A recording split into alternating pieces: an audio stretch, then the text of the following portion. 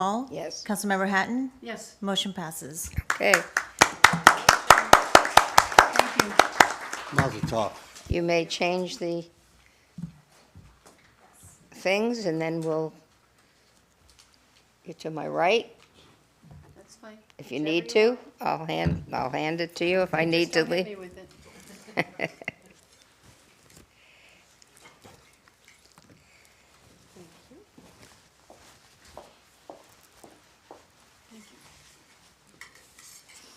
Okay, we're going to start off with a, you want to give an acceptance speech? No, okay. I do. I now pronounce you Vice Mayor. Okay. Our first order of business this evening is the smoke alarms, make them work for you poster and essay contest. Our fire marshal, Robert Taylor, along with Sparky, the fire dog, are here to present to the winners. Ta-da. Where did Sparky go? He's looking for a fire hydrant. He was. But he should be here shortly. I'll go ahead and start. And on behalf of the fire department, I'd like to say good evening, Mayor, Town Council, and guests. It's a pleasure to be here tonight to celebrate the incredible talents of our young grand prize winners and the vital message that they've shared through their work this year. Davie Fire Rescue hosted its 28th annual Fire Prevention Week poster and essay contest with the theme, Smoke Alarms, Make Them Work for You. The response was inspiring. The students from across the community showcased their creativity and understanding of fire safety. Tonight, I'm proud to introduce the grand prize winners, both from Parkway Christian School. First, representing the poster contest is Maya Knowles, a bright and talented third grader whose artwork beautifully illustrated the importance of functional smoke alarms. Congratulations. Stay here, There. please. Thank you. Gonna get more pictures. Yep. And for the essay contest, we have Ava Sars, a remarkable fourth grader whose words captured the significance of fire safety in a way that was both thoughtful and compelling. So, Anna, or Eva, congratulations, Eva. Maya and Ava, your contributions remind us all of how crucial it is to stay prepared and proactive for fire safety. On behalf of Davie Fire Rescue, thank you for helping us spread the life-saving message. You are both shining examples of the bright future within our community. Please join me in giving a big hand of applause to Maya and Ava for our outstanding grand prize winners. Yay. Congratulations. Awesome job. Look at the camera on the High five. stage. There's a camera on the stage. Pardon? Well, up. Wonderful. This is a first, I Thank you very think, to have both winners from the same school. It That's is. really good. Yeah. Thank you very much.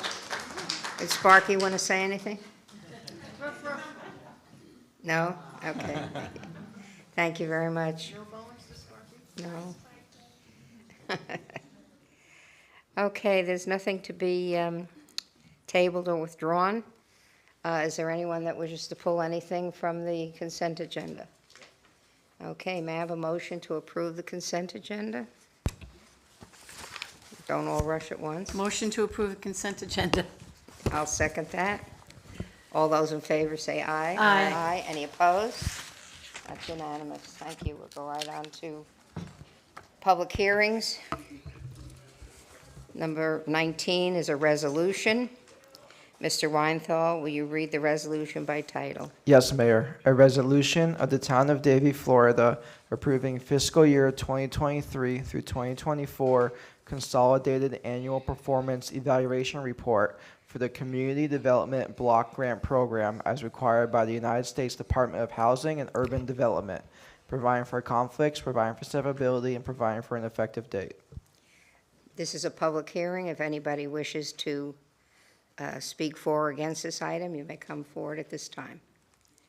Seeing none, I'll close the public hearing. Any discussion or questions from? Okay, thank you. May I have a motion to approve and a second for the resolution entitled Caper? Motion to approve number 19, Caper. Second it. Roll call, please.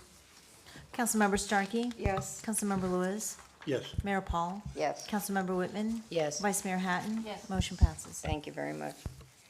Number 20 is an ordinance. It's the second and final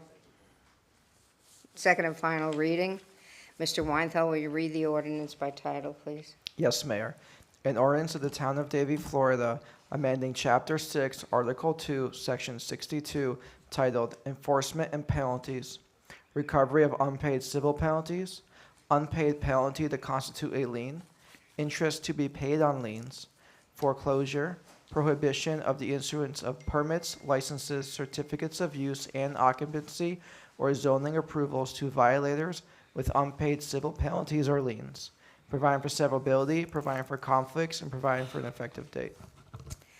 It's a public hearing. Anyone that wishes to make a statement for or against, you may come up and speak at this time. Seeing none, I'll close the public hearing. Any questions or discussion from council? No? Then may I have a motion to approve and a second for number 20, Code Amendment? Motion to 20. Motion to approve number 20. Second. Second. Roll call, please. Vice Mayor Hatton? Yes. Councilmember Whitman? Yes. Councilmember Lewis? Yes. Councilmember Starkey? Yes. Mayor Paul? Yes, Motion passes. thank you. Number 21, this is a first reading. Second and final reading will be held on December 4th. It's a code amendment. Mr. Weinthal, will you read the ordinance by title? Yes, Mayor. An ordinance of the Town of Davie, Florida, amending Chapter 2, Article 5, Boards and Committees, revising Sections 2-72, Boards and Committee Membership and Governance, B2 Qualifications, D, Removal of Board or Committee Members, and Section 2-73, Advisory Boards and Committees, H1, Veterans Advisory Committee Membership, providing for conflicts, providing for severability, and providing for an effective date. Thank you very much. If there's any member from the public that would like to speak on this, you may come forward at this time. Seeing none, we'll close the public hearing. Are there any questions or discussion? Yes? Yeah, I apologize, I didn't ask this sooner. Under the proposed qualifications, the current, obviously, we want them to be required, their existing voter registration in Broward County. On the proposed, it says documentation to verify residency on the second line.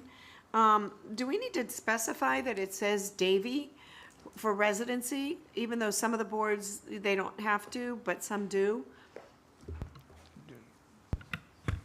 If I may, Evelyn Roy, Town Clerk. Just for the record, so right now, a person can qualify as a resident or a business owner. Right. So if you're qualifying by residency, then you would provide that driver's license that shows your address, because you don't have to own a property, you can rent a property as well. And if it's a business, then we're asking for just the BTR.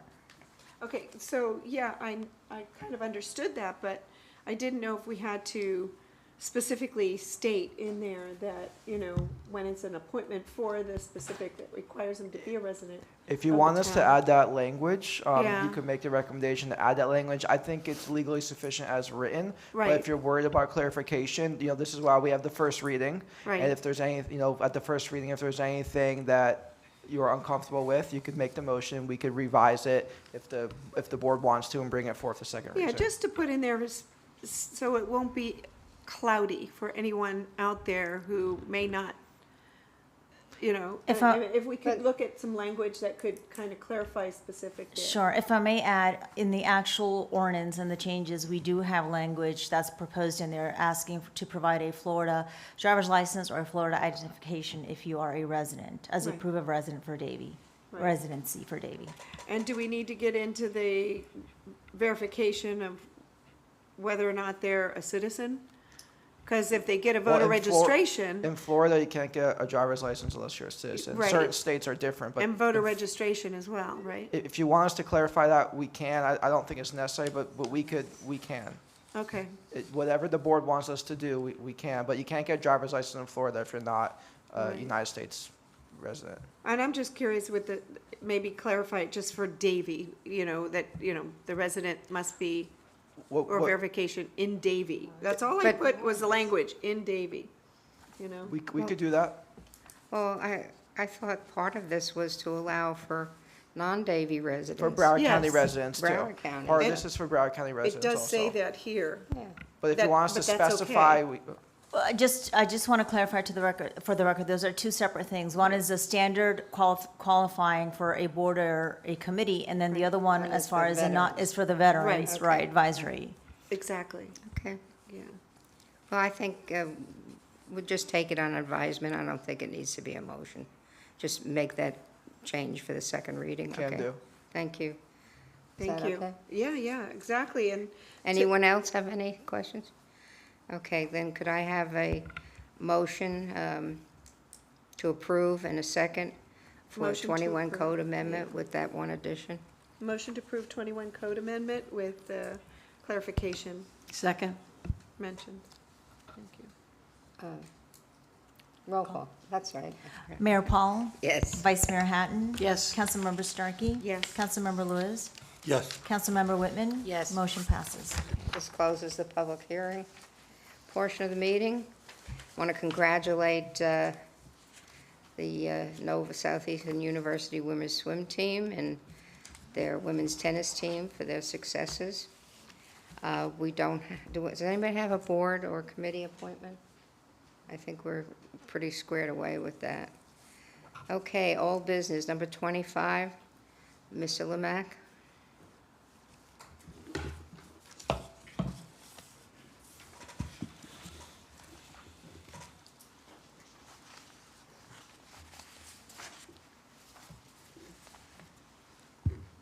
Good evening, Mayor, Vice Mayor, Council members, Richard Lemack, Town Administrator.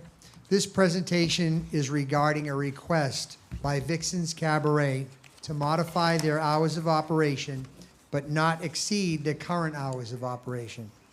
I was directed to bring back information to Town Council to facilitate a discussion. A brief background on the legal path that led up to Vixen's being at their current location and operating criteria. There was a town of Davie code enforcement action that dated back to 2006. The violations were various of permit signs, commercial vehicles, hours of sale, etc. That was taken to the special magistrate for a hearing in September of 2006, where the violations were sustained. But this code issue and the sustaining of the violations led to a lawsuit, then a mediation, and ultimately to a court settlement agreement. Oh, I gotta go back here. Oh, am I missing one here? Can you do that for me? Yes, right there is fine. The language in that court settlement agreement, which was adopted by town resolution, basically said that Eden, which was the name, which was then called YYBC, which is now Vixen's, they were to close their operation on University Drive, and they were going to relocate to 3050 and 3070 Southwest 46th Street or Burris Road in Davie. And they had 24 months to do that relocation. There were some donation dollars that were made that was going to be issued on their certificate of occupancy. And then there was some additional monies to come in if they didn't move in the 24 months. The business use of adult entertainment would remain when they moved to that new location. And the closing hours at that time were set to be at 6 a.m. On February 20th of 2012, there was an addendum to that agreement as Vixen's was unable to keep that time frame to be able to make that move. So the addendum basically stated that they would close the current operation on University Drive, and they would stay closed until they were able to open at their site on 3050, 3070 Burris Road. And the payments then were at the same 100,000, and then it was an additional 100,000 that would be paid on CO. So some additional funds there. And that's the legal background, which brings us to tonight. Vixens is seeking the adjustment to their closing hours without changing the total daily hours of operation. The current operating hours are 5 p.m. to 6 a.m. 7 days a week. They are seeking to shift the hours to 7 p.m. to 8 a.m. 7 days a week. So how did we arrive at this presentation tonight? Just in history, on November 2nd of 2023, I received a correspondence from Vixen's legal counsel asking for the town's consideration to amend the settlement agreement, and that would allow for changing of the hours. On February 7th of 2024, let me just go back and tell you that at that time, I advised that the court settlement agreement could not be done or could not be altered administratively. So on February 7th of 2024, at the council meeting, Councilmember Lewis mentioned a letter he received from Vixen's legal representative identifying their request to change the operating hours. He advised that he didn't know if anybody else from the council had received the letter, and he obviously couldn't speak to any of you, so he brought it up seeking support from council to direct staff to bring back additional information. And the town attorney then also advised that he would have to review the settlement agreement. It was suggested at that time that Vixens follow proper procedures. A motion then failed to have directed staff to bring back information to town council. Following that, on May 3rd, 2024, Vixen's representative made application to the Planning and Zoning Department for a change to their operation hours. Just a few days later, on May 7th, myself, in consultation with the town attorney, informed Planning and Zoning staff to decline the application as this was a court settlement agreement and Planning and Zoning was not the avenue to have their request processed. This led to July 24th, 2024's meeting, where Councilmember Whitman reintroduced Councilmember Lewis's interest in learning more of Vixen's request to shift the hours of operation. She had advised that town council was their only option and wanted to extend them the opportunity to be heard just like anyone else. And a motion was then made to have staff bring back information at a future council meeting. That was approved, and that's what has me here in front of you today.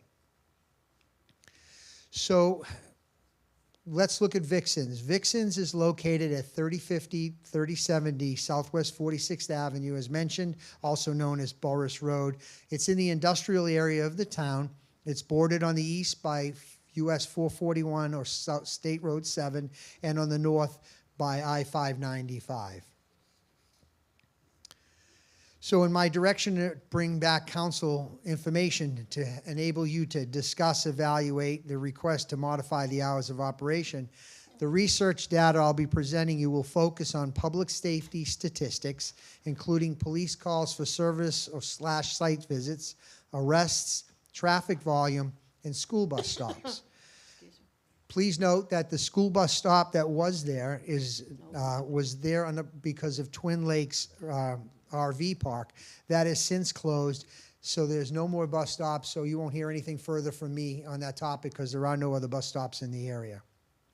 I also have included a comparison for information between Vixen's, Scarlett's, which is located in Pembroke Park, Cheetah's, which is located in Hallandale Beach, because they are similarly styled operations of adult entertainment. So I want to start off with the opening hours on the traffic summary report for both the current and the change hour request.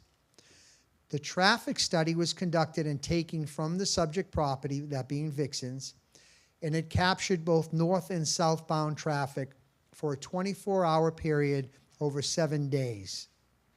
As you'll see on the slide, I'm going to focus on the 5 p.m. to 7 p.m., which is the current opening hours, and 7 p.m. to 9 p.m., which includes the request for new opening hours.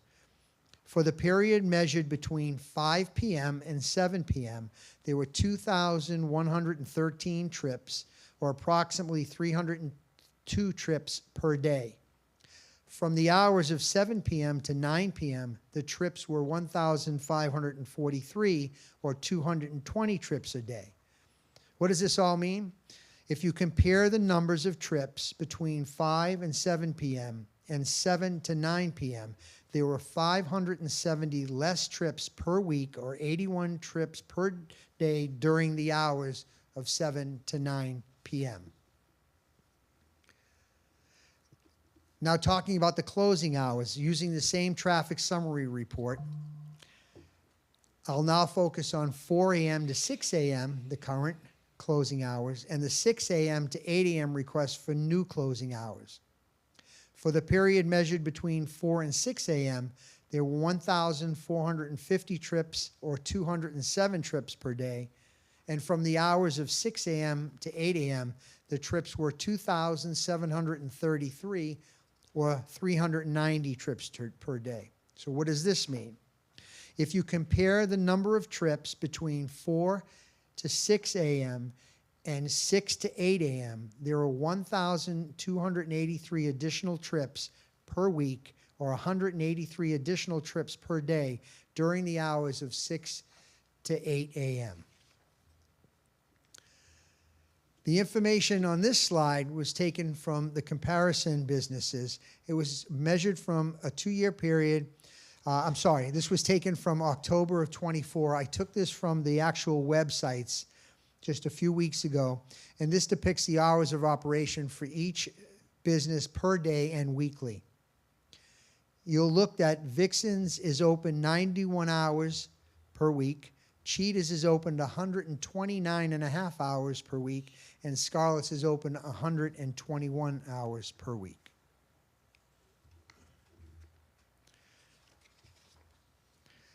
Now, to provide some comparison, I did review Scarlett's and Cheetah's along with Vixen's, as they are similarly operated establishments, and these establishments, just so you know, are 7 miles southeast of Vixen's in Broward County, and they're adjacent to a major roadway. I used a two-year time frame between October 1st of 2022 and October 1st of 2024. I considered the reported police site visits, arrests, building square footage, and the business hours of operation statistics to do this comparison. What I'm not doing is including the type or priority of calls or whether they are self-initiated, as either way they result in police expending time on the property. I also can't speak to the business management or operation of each location, the amount of security personnel or equipment that they have on site. So if you look at the data here, that you can see the police site visits, the arrests, the square footage, it's all in front of you and on the chart, as well as the business operating hours. So this data, if you simply interpret the data that you see in front of you, this indicates that Vixen's is open for business between 30 and 38 and a half hours less per week than the other establishments, but still have the highest law enforcement site visits amongst the 3 businesses. Now, I do not know Pembroke Park's or Hallandale Beach police patrol methodology, but I can tell you that in Davie, we have a robust preventative community policing program, which is factored into the calls or for service or the site visits that they have on the property. Now, since this all occurred and the request was made, there has been an alternative consideration. And I wanted to present that here, and that I've had communications with legal representatives of Vixen's. So since that previous request to shift the operating hours from 5 p.m. to 6 a.m.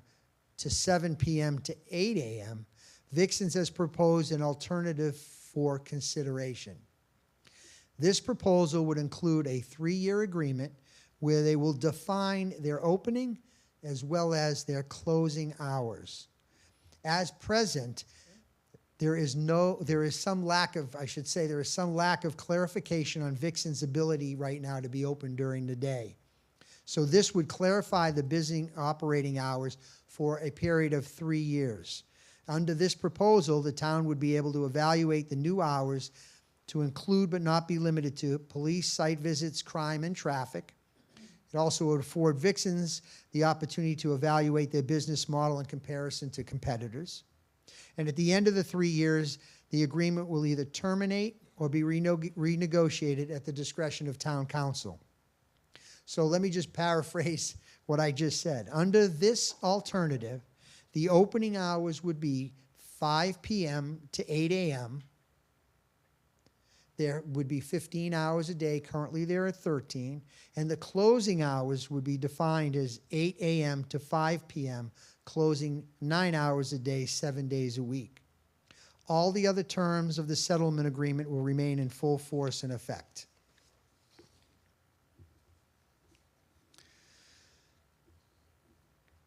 So the original request to shift the operating hours was void of defining the opening and closing times. The alternative proposal shifted the closing time to 8 a.m. and retains the opening hours at 5 p.m., but it also included the opening and closing hours for a 3-year time frame. And lastly, just so you know, Mr. Weinthal, our town attorney, has advised the settlement agreement may be modified by both parties without judicial approval. As this presentation is to have discussion and direction, I just wanted to let you know if the direction is provided to approve or modify an agreement, it could be brought before the town council for consideration at the December 4th meeting. That's council's discretion.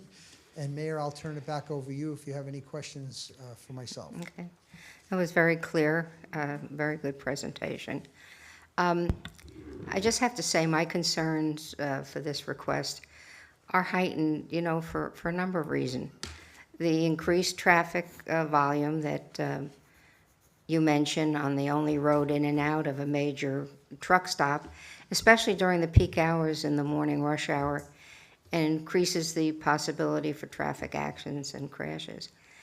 You know, closing at 6 a.m. kind of minimizes this action. Next, the amount of time our police officers are on the property takes away from other services in the community. And it's interesting that you pointed out that Vixens has the least number of operating hours and yet has the most police visits, which is a little concerning too. Although these are significant concerns, my major apprehension stems from the fact that the 6 a.m. closing time is based on a lawsuit, followed by mediation, which led to a court settlement agreement, and both parties accepted the terms and conditions. These and other stipulations are binding, very similar to deed restrictions that we deal with a lot in the town, deed restrictions and covenants. And we place these on different properties and or developments for certain conditions. And how can our public commitment be relied upon if we change our position? It's a question of trusting our word. You know, a lot of times when this has come up in the past and we put in a deed restriction, the comment is always made, a deed restriction is only as good as those people that are on the council to maintain that. And so since I think most of us have been on the council and were a part of this in the past. So, you know, I understand the situation. I appreciate Mr. Lemac's presentation. The only part of this that could possibly be favorable would be amending the agreement to specify the opening and closing hours, as Mr. Lemac brought out. I'm still not going to support the change of hours, but I request that if a motion is made to shift the operating hours, that the amendment includes both the opening and closing hours stated by Mr. Lemac in his alternative consideration.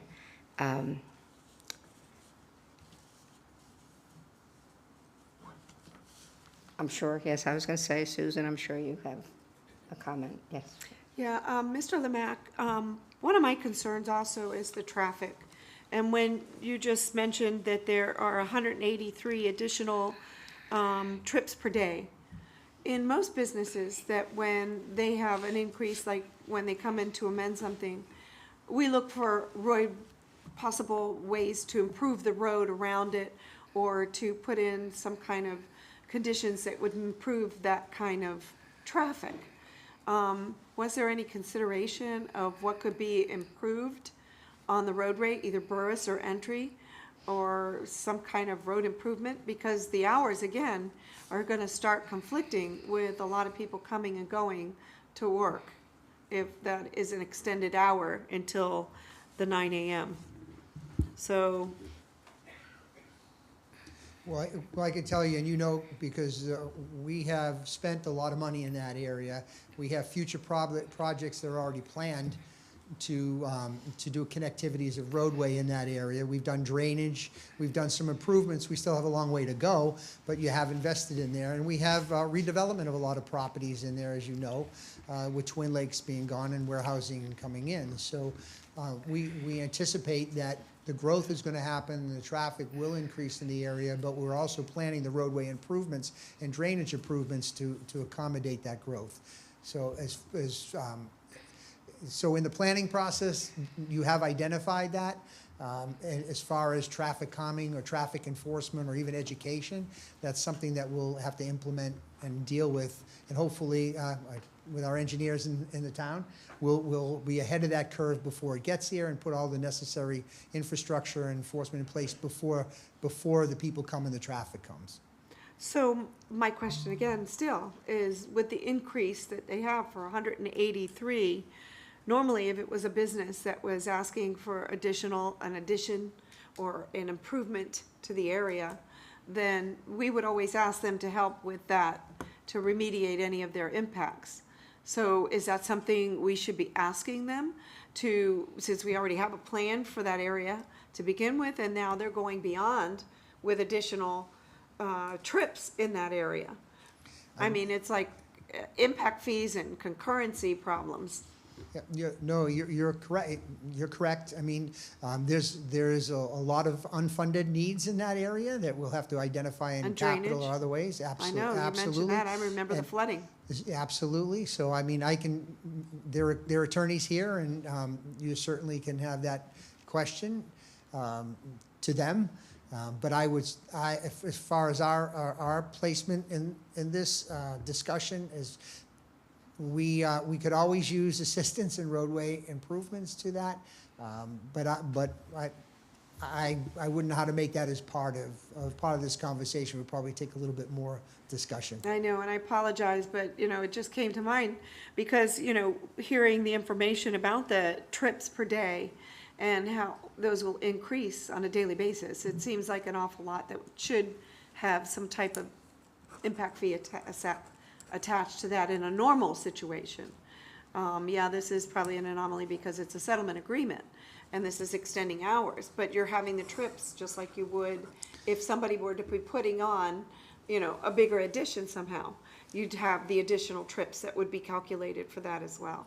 I don't know if Jonathan has or any, or. Well, let me just offer you this. Remember, this is only being proposed to you for a 3-year agreement. I understand. So, 3 years at 183 trips every day is still 183 trips proposed a day. Right, And- I wouldn't be able, and I don't think Jonathan would be able to give you a number. Not on the fly, I know. Okay, right, at this particular junction. And the roadway is shared by others, so you have a truck stop at the end of the roadway. And when you attribute the visits, what I did not do in this study was I did not take the counts of vehicles that came in and out of Vixens. I took it along Burris Road from their property that passed north and south. So I don't have the data to say what percentages of their actual vehicles are attributed to those number of trips per day, just to be transparent. Okay, I see, I understand. I don't know, it seems like that's gonna be. And I still would also like to say that you know, the police calls for service, I did discuss those with you also. And I understand that some of it is proactive, and I appreciate that they do call, for service, and we would want them to continue to do that. I recognize that some of those calls are actually probably those calls where they're taking a proactive approach on somebody who is actually causing a problem. So I appreciated that part. I still think it was an awful lot of calls, and it seems like, you know, the mayor had mentioned, takes away a lot of service from the normal in the District 1 that is in that area that needed to be protected, you know, from other businesses and traffic issues. So, you know, that's another thing. And, you know, I'm not one who wants to willy-nilly go out and just start amending any of these settlement agreements either. I think that's when you work so hard to try to, you know, come up with a plan, which we did extensively, and come up with a plan that all parties could agree on. That wasn't an easy task, not then and not now, I'm sure. But we've had other big agreements like this, like the Walmart, and it took a long time to propose that, and some of these other settlement agreements that we've had. So I just don't want to set a precedent that's going to start opening up every settlement agreement just because, you know. So I'm not inclined to want to change this, but as the mayor stated, if there's something that needs to probably, I would hope that a friendly amendment would ensure that the language that could specify the closing times would also be there. So yes, if somebody is going to vote for it, if somebody's making the motion to do that, even though ultimately I probably would be voting no for the other reasons, I still think that it should have a friendly amendment that would specifically state when it will be closed. And of course, even though it's closed, you can have cleaning and you can have deliveries. That's not a question. It would be operationals is what we're concerned about. Thank you. Thank you. I happened to see you having some consultation. Mr. Latham, did you want to make a comment? I do have a very brief Come up. presentation. I don't know if you need to make a presentation. I thought maybe it was a comment in reference to Mrs. Starkey's. Well, I always will, I mean, you know me, I will always try to work things out wherever I can, but I kind of wanted to back a little bit on the hours of operation and just kind of describe how we got here. So we have a closing time of 6 a.m. under our agreement. Your code allows us to open at 8 a.m. So the actual trade here, from our perspective, is we're giving up all the hours from basically 8 a.m. until 5 p.m. That is a significant amount of time. Now, we're not open those hours, and the town administrator is absolutely correct. We're currently open from 5 o'clock till 6 in the morning, and that's basically a business model. We're a business like all other businesses. And so my proposal, the intent was to try to create a situation where you got solid hours of operation on when we would open and when we would close. Each of us would get an opportunity to take a quick look, 3 years, but a look at how it worked. We have to maintain our side, and if we don't, the town would have the opportunity to go back to the original hours. But we were giving up the lunch hour, and that to me is the most important thing. So if you counted the trips, you'd actually see this is in my opinion, it's a reduction of trips for the time between 8 a.m. and 5 p.m., but more importantly, it's the operational hours and the opportunity not to have us open during lunch. Now, we have been in the past, but with COVID, we had stopped that process, and then we have not reopened for lunch yet. But again, we have that ability to do so today, and so we thought that that was a trade, for lack of a better terms. We're always open to improvements for that area. I don't believe that the traffic thing actually is accurate. If we're able to be open anyway, then you'd have to add back in the trips that we would be giving up from, to me, 8 a.m. through 5 p.m., or at least the ones that would be for the lunch hour, which would be, because in reality, we don't intend and don't plan to open at 10 o'clock anyway. But we are giving up those important hours from basically 11:30 till 5, which would be an afternoon opportunity for business. So we are excited to talk about it. To me, we didn't want to discuss those type of things to give the appearance that we were trying to offer something in exchange for what to me is a business decision on your part. You don't have to do this. We certainly acknowledge that. But I have now gone through the site. I've inspected it. I can give you all the security data. We can talk about the stops, but most of the people who stop by are ones who are stopping by, as Vice Mayor mentioned, they're proactive. Also, we get a number of just calls that, aren't from our business, but are from somebody in the parking lot, somebody needs help there, lots of other things. So we do believe we do a great job there. I saw packs of cameras in every part of the business, every place except the bathroom, and the bathroom has, both the men's and women's has an attendant. We have double rooms of video so that we can tape, and we actually tape it. When you come in, you have to scan your driver's license. So we have that information for everybody that's in, and we do kind of what your police suggest for a lot of HOAs. We have the license tag reader for those who are exiting the site. So we really do believe that we provided a fair opportunity. We get a business advantage of being open for an additional 2 hours in the morning. With the bus stop no longer there, I think some of those issues were resolved. And I know you had asked the question about the court, so we had provided information for the town attorney to review the original court. So we're happy to be here. We answer any questions you may have. I apologize for probably exceeding my 1 minute that the mayor wanted to give me. And we look forward to having a discussion and hopefully coming to a resolution to make this happen. Does anybody else? Michelle? I would like to make a motion for an amendment to the settlement agreement, which would extend Vixen's closing hours from 6 a.m. to 8 a.m., include their opening and closing times for staff to bring back to us at the next council meeting.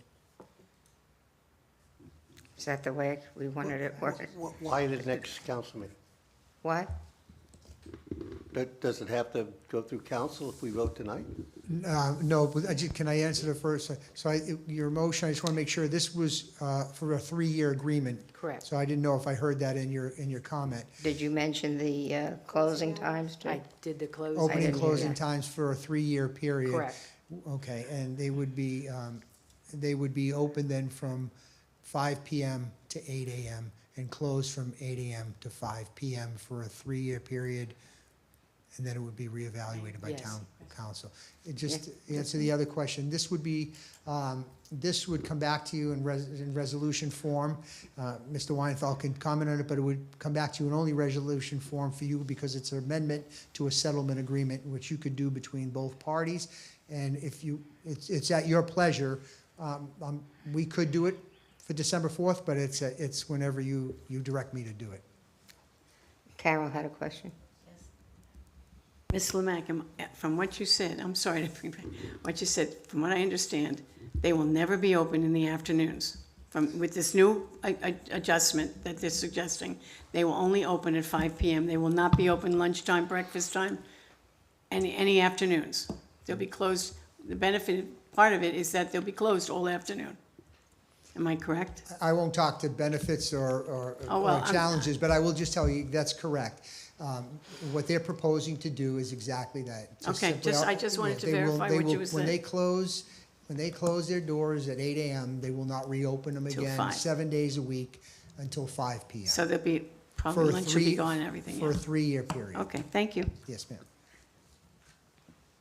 Marlon, did you have? If we're looking for comments, I'll make a comment. If this was a publisher, Walgreens, we would be having this discussion right now anyways. We have legit business. To come and ask for this when you're a business is we're sitting up here like we're anti-business. And I don't like the whole premise on this whole thing. I mean, that they're coming up here for this. I think they should just be able to do what they want to do. They're a legit business, and I don't have a problem with this at all, but Thank you. the motion is up there. I don't know if there's been a second to No, it. no. But I'll make the second and vote. Can Okay, I And I okay. comment? support it. Councilmember Starkey had another question. Yeah, like, I understand your points, but the other thing that, there's no other businesses that we have that I'm familiar with in Davie that serves alcohol that's allowed to operate within these hours that I'm familiar with, and our code is specific to that. And it doesn't say that you can operate until, all hours of the day or night. So, I know that we had code for that, so it just frustrates me that we can't treat them like any other business, This was a which settlement. they want us They're in the to. warehouse district. They're not You're out off of order, University Mr. Drive anymore. You're out of order. Ms. Starkey is speaking. Go Yeah, ahead, and continue. it frustrates me that we can't treat them like any other business, like they want to be treated like any other business. If so, then they would be required to, not serve alcohol all day long, because there's other business that we're familiar with in the town of Davie that wanted to extend their liquor license, alcohol serving hours and ability to, serve later. And this council historically has denied them. So, that's the frustrating part for me also is, are we gonna open that door as well? And I think that this is what's, could happen down the road. Thank you.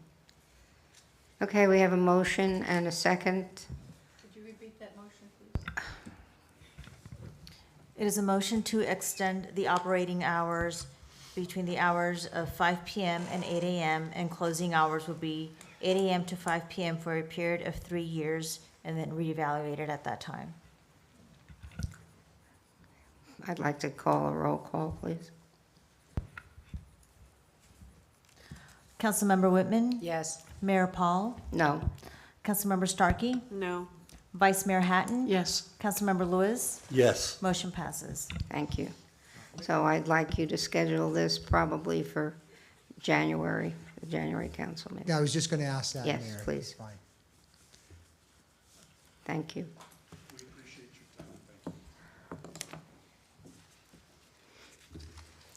Okay, the next order of business, Mr. Lemack, don't go away, you're up Yes, again. I'm right here, Mayor.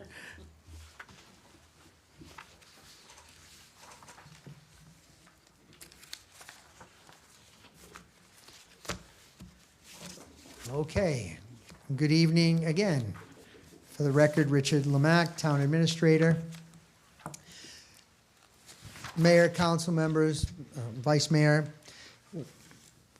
Administration recently conducted some research on town council salaries, benefits, and expenses. You okay? Yeah, it's just, it's a joke.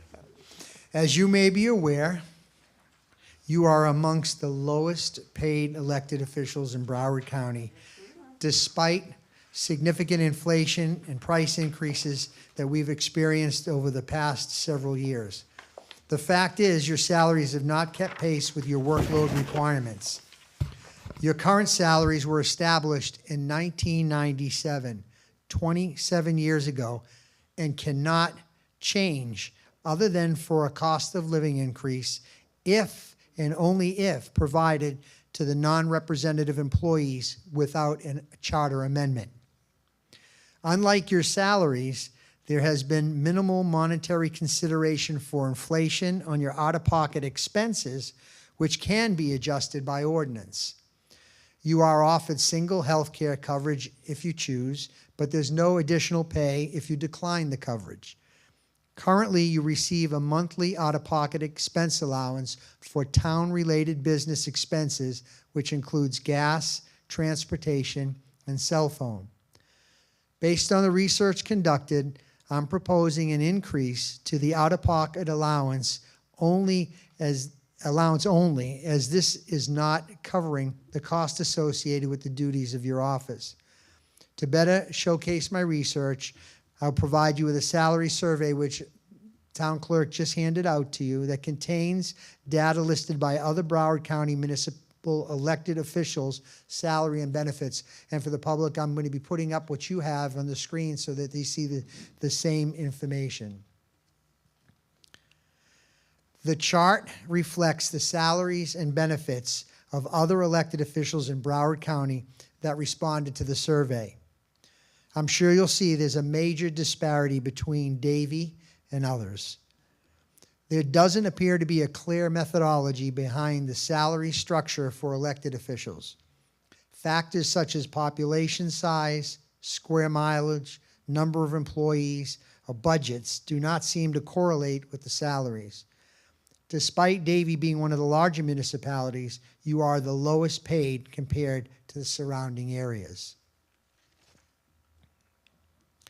In 1997, that was the last year the base salary was increased.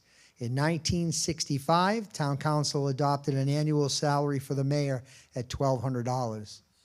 In 1970, the mayor's annual salary was increased to $2,600 and established an annual salary of $600 for each council member. In 78, the mayor's salary increased to $3,600, council members to $2,400.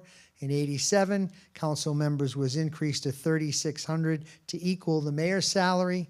And then in 1997, the mayor and town council members' annual salaries were increased to $7,200, and this hasn't changed in 27 years, other than the COLA that I explained to you. The next chart you'll see, it's a little busy, but basically what this is, it demonstrates that the current salaries for the mayor and town council members only increased due to an annual cost of living adjustment if it was given. Without these adjustments, your salary would have remained at the 1997 levels.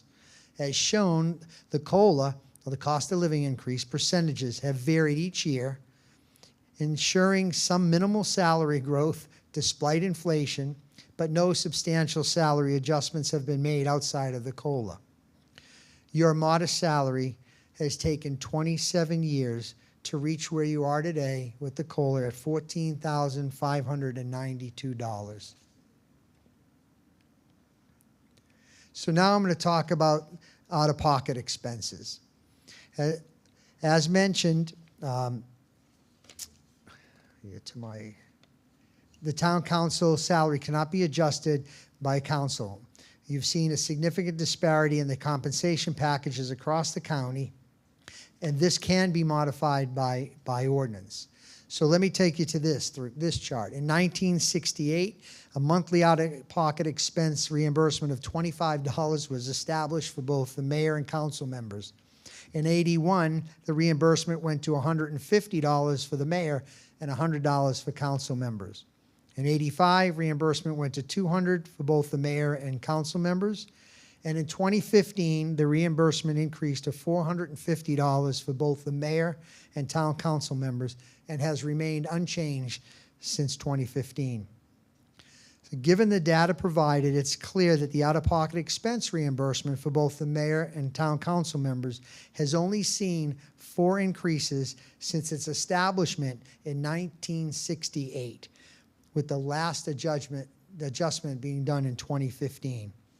In this 9-year period from 2015 to 2024, these allowances have failed to keep pace with inflation and the rising costs associated with the performance of official duties. In my opinion, the current reimbursement of $450 is insufficient when compared to the growing demands and responsibilities of elected officials, as Davie's compensation structure lags behind surrounding municipalities. Based on this, I propose an increase in the out-of-pocket expense reimbursement to better align with current economic conditions and to support the effectiveness of the mayor and town council in their responsibilities. So the proposal that's in front of you is to prepare an ordinance for council to consider that would do 3 things. Increase the mayor and council members' out-of-pocket salary allowance by $350 per month. Modify the ordinance that includes language covering all expenses related to carrying out your official duties.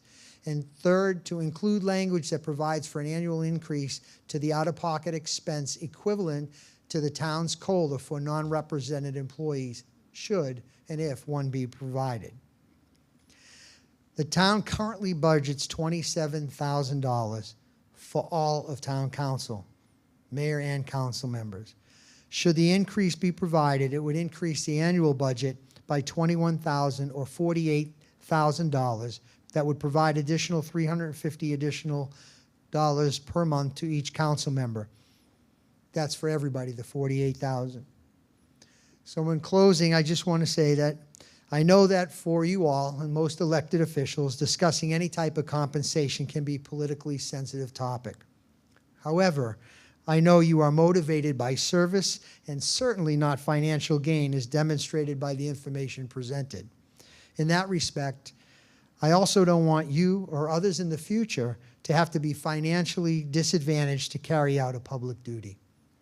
Mayor, with that, turn it back over to you, and if there's any questions I can answer. I think you put it very clearly. It's really sad. And of course, you know, we've talked about this before, especially I think once or maybe twice that we had a question put on the ballot to increase the salary where it was close, but it was still turned down.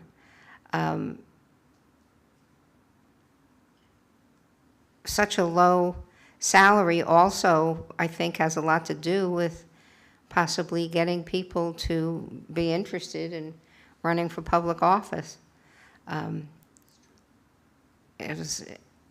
Luckily, what you have here are people that are very passionate about the town. And with the exception of Marlon, we're all basically retired. So, but it's still, you know, living off Social Security and maybe a small pension does not necessarily, you know, make up the difference. I appreciate that Mr. Lemack saw this and brought it to our attention, and see what anybody else has to say about it. Carol? Mayor, when I think back when I first came on council, I really was asked to run for council, and I didn't think we got paid. I thought it was just something you did because it was a good thing to do for your community. And when they said I got paid, I said, you got to be kidding me. I get paid? This is great, you know. And the raises were nice, but as you say, I am on many of us are on fixed income with our retirements that we've worked very hard to get. And I appreciate Mr. Lax thinking of us. I do, and it would be a big help. Thank you.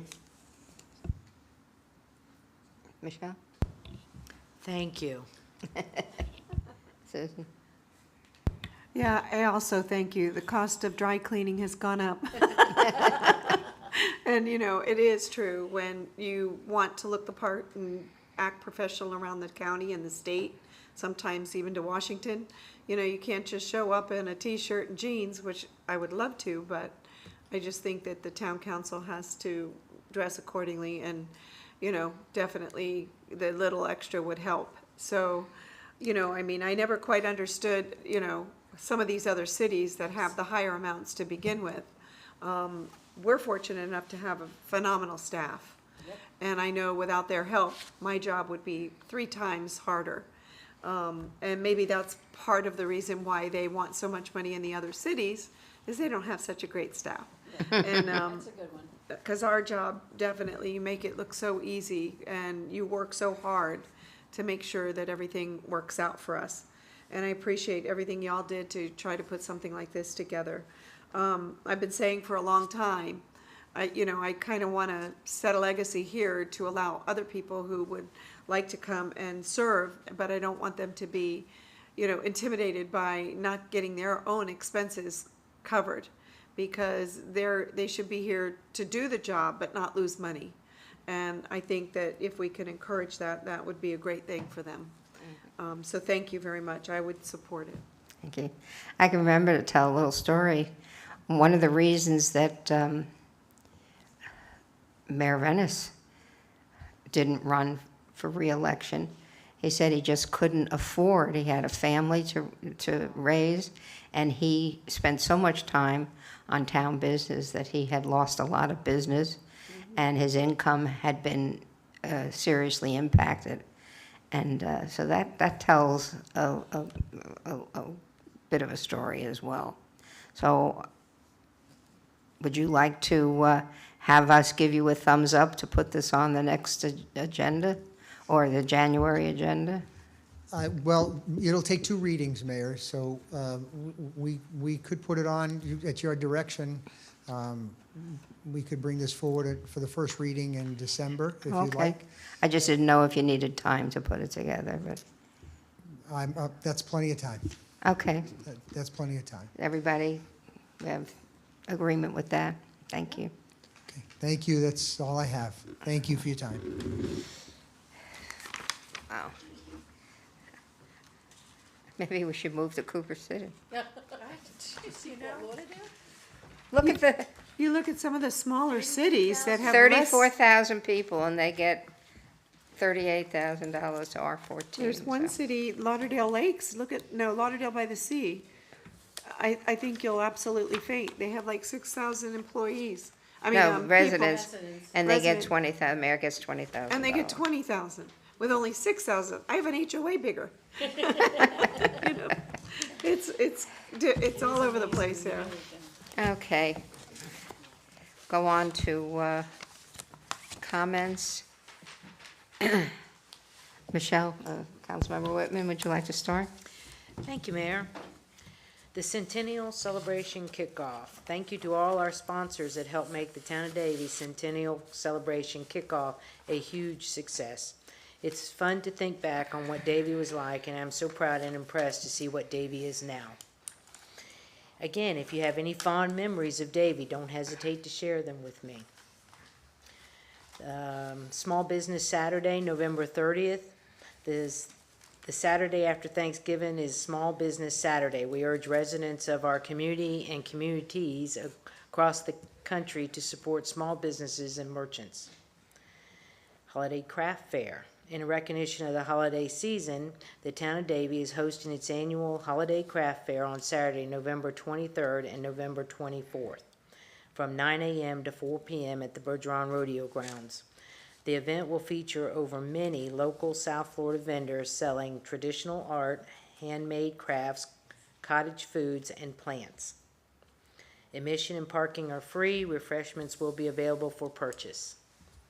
For more information about the Holiday Craft Fair, please contact the Parks, Recreation, and Cultural Arts Department at 954-797-1181. We also have Movie in the Park, The Grinch. Spend a perfect evening under the stars at our Movie in the Park event featuring the family film The Grinch. Bring a blanket, lawn chairs, grab some snacks, and join us at the Bamford Sports Complex on December 13th. Gates open at 6 p.m. The movie will begin at 7 p.m. Admission is free. Wishing everyone a very happy Thanksgiving. Thanks, Mayor. I knew I could count on you to cover everything, so I don't have to say it. Councilmember Starkey? I absolutely love it when she goes first, because I can just check it off of everything that I would have said.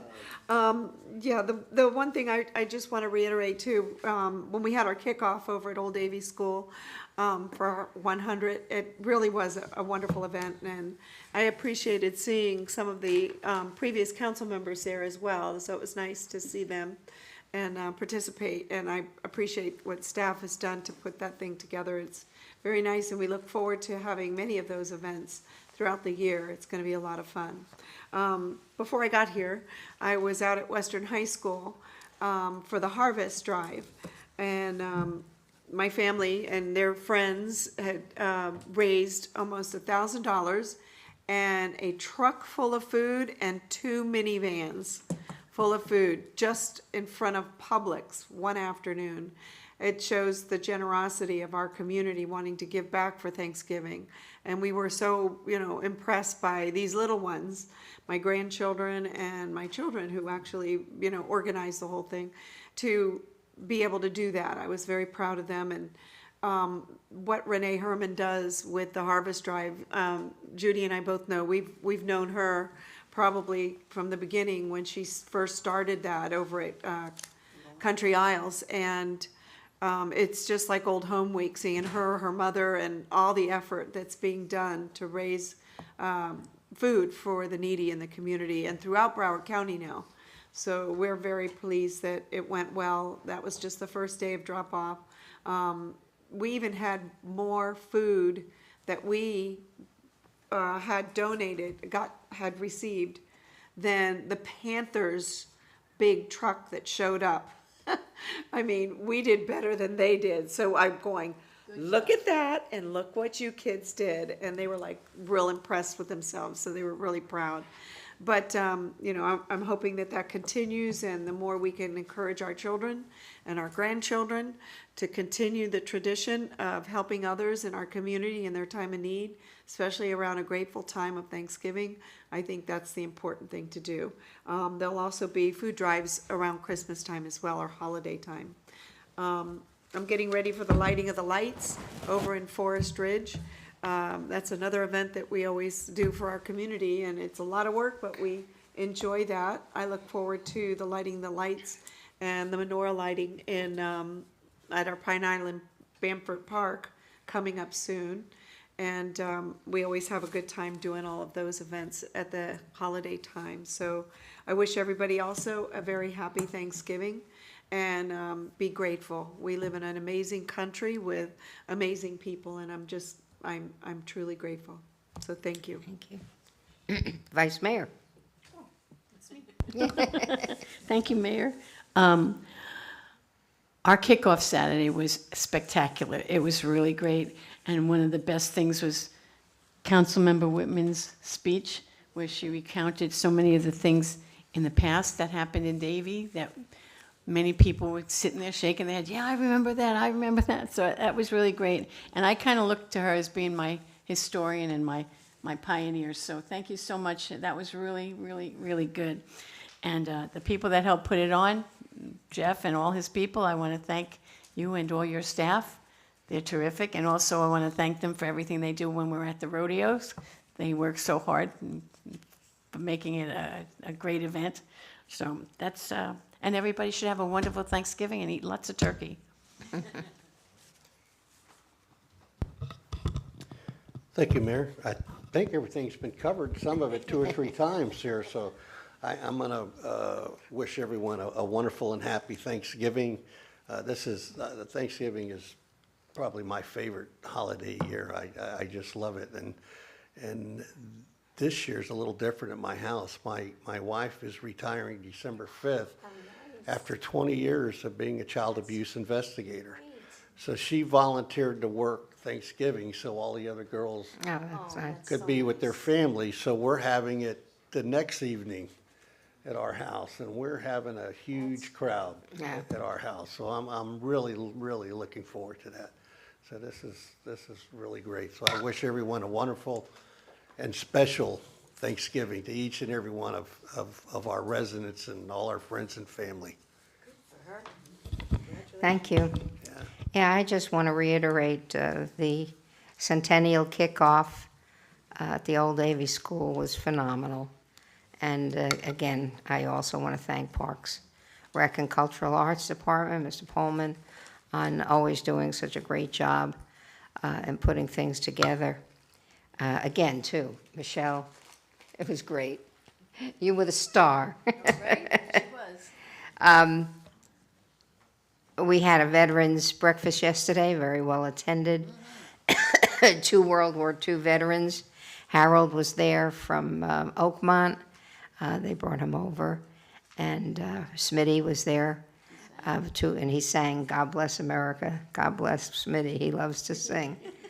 And there were several, and you'll remember I was starting to talk about the item that we had on tonight's agenda, and I caught myself and I told everybody, I'll have a report for you soon, but I can't talk about it because I got council members here and there's a sunshine law, so I couldn't bring it up and discuss it with them.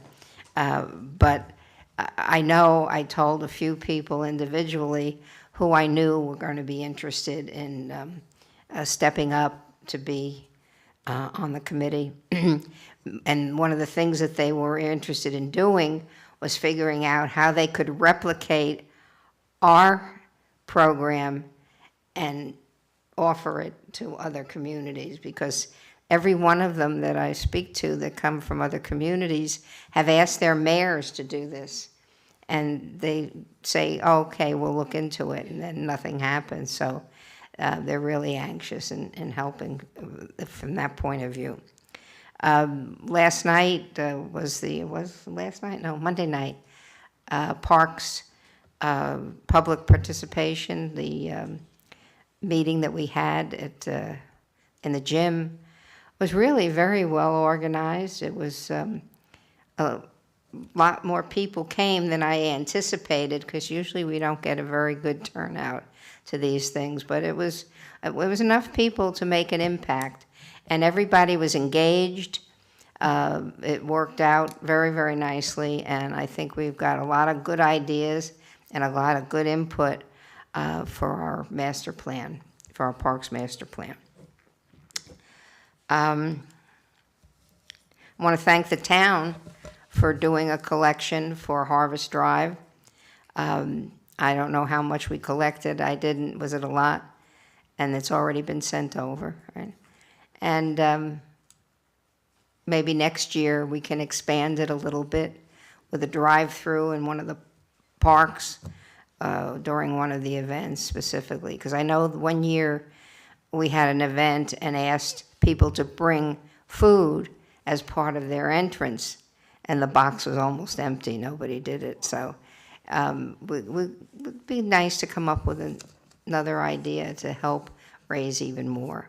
We'll send Mrs. Starkey's family out again to do that job, and I'll be at the high school tomorrow to assist in the afternoon with the Harvest Drive. So again, thank you, Mrs. Herman, for doing that all these years. And I'd like to wish everybody a happy Thanksgiving. Enjoy your families, enjoy your meals, and we pray for peace. Mr. Lemack?